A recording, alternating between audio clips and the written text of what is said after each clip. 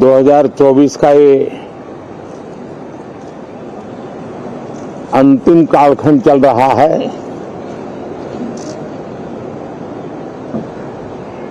देश पूरे उमंग और उत्साह के साथ 2025 के स्वागत की तैयारी में भी लगा हुआ है। साथियों, संसद का ये सत्र अनेक प्रकार से विशेष है और सबसे बड़ी बात है हमारे संविधान के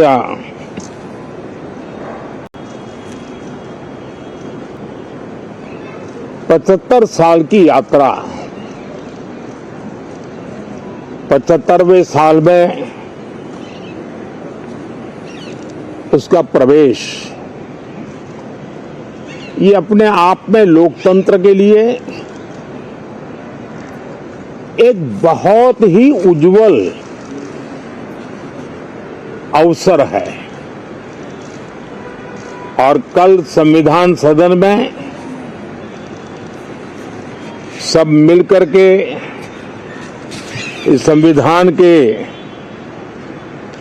75वें वर्ष की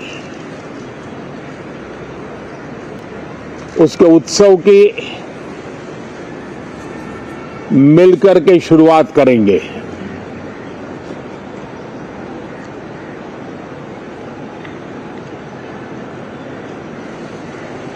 संविधान निर्माताओं ने संविधान निर्माण करते समय एक एक बिंदु पर बहुत विस्तार से बहस की है और तब जाकर के ऐसा उत्तम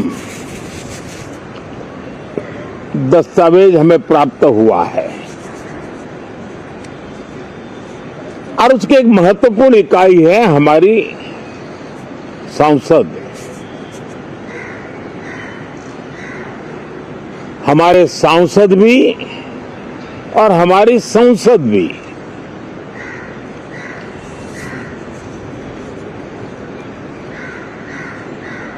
पार्लियामेंट में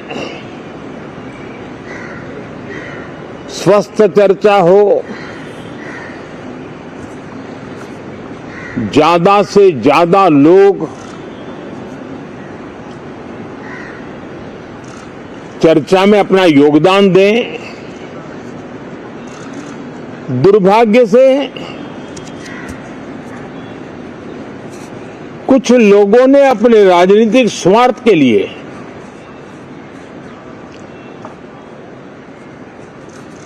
जिनको जनता ने अस्वीकार किया है, वे संसद को भी मुट्ठी भर लोगों के हुड़दंगबाजी से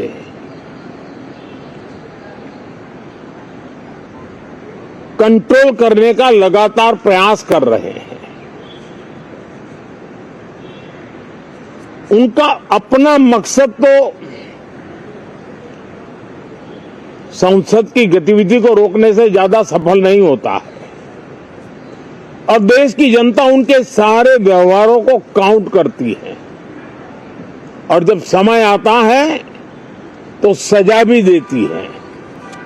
लेकिन सबसे ज्यादा पीड़ा की बात यह है कि जो नए सांसद होते हैं, नए विचार, नई ऊर्जा लेकर के आते हैं और ये किसी एक दल में नहीं, सभी दल में आते हैं। उनके अधिकारों को कुछ लोग दबोच देते हैं। सदन में बोलने का उनको अवसर तक नहीं मिलता है। लोकतांत्रिक परंपरा में हर पीढ़ी का काम है आने वाली पीढ़ियों को तैयार करे, लेकिन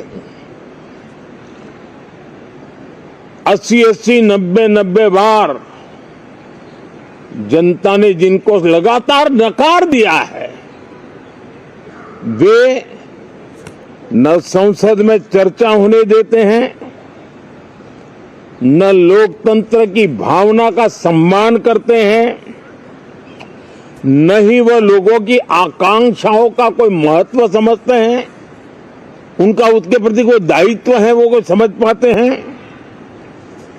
और उसका परिणाम है वो जनता की उम्मीदों पर कभी भी खरे नहीं उतरते हैं और परिणाम स्वरूप जनता को बार बार उनको रिजेक्ट करना पड़ रहा है।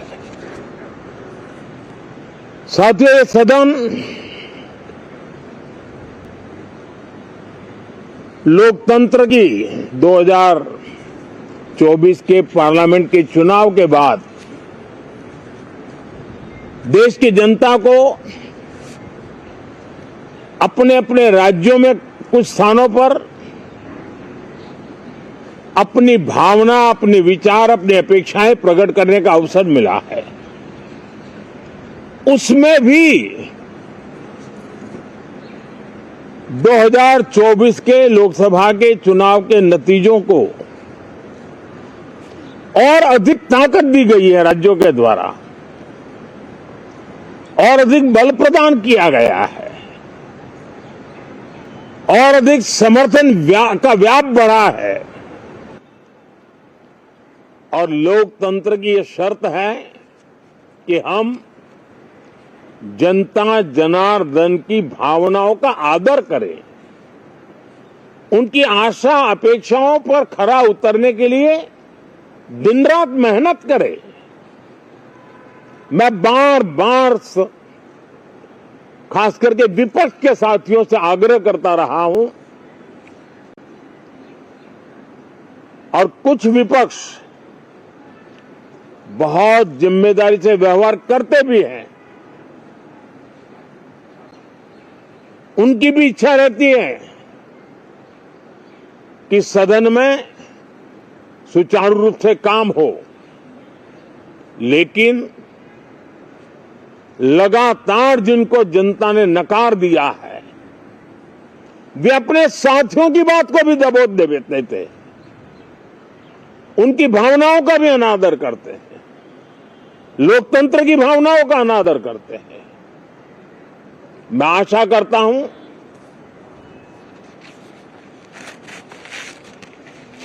कि हमारे नए साथियों को अवसर मिले। सभी दल में नए साथी हैं,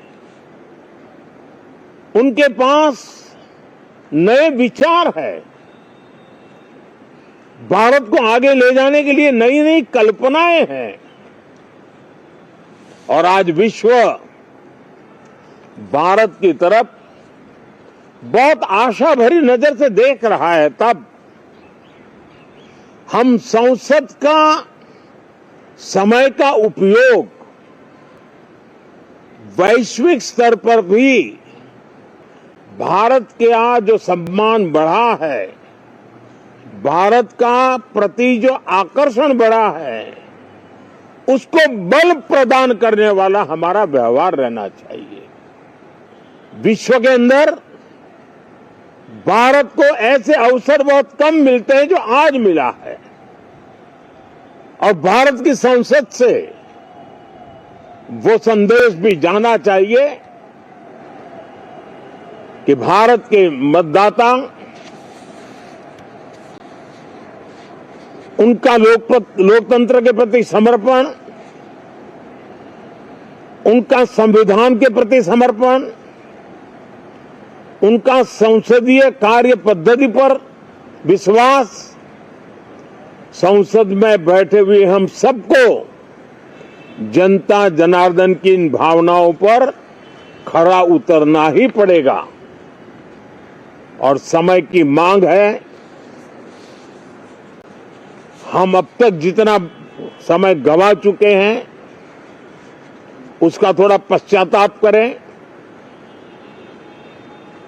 और उसका परिमार्जन करने का उपाय यही है कि हम बहुत ही तंदुरुस्त तरीके से हर विषय के अनेक पहलुओं को संसद भवन में हम उजागर करें, आने वाली पीढ़ियां भी पढ़ेगी उसको, उसमें से प्रेरणा लेगी।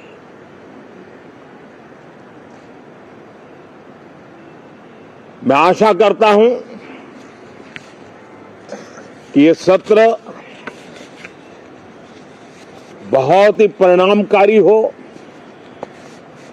संविधान के 75वें वर्ष की शान को बढ़ाने वाला हो,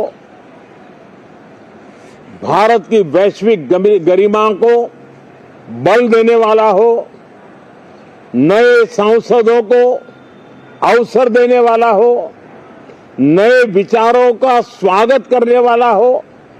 इसी भावना के साथ मैं फिर एक बार सभी माननीय सांसदों को उमंग और उत्साह के साथ इस सत्र को आगे बढ़ाने के लिए निमंत्रित करता हूं, स्वागत करता हूं। आप सब साथियों का भी बहुत बहुत धन्यवाद। नमस्कार।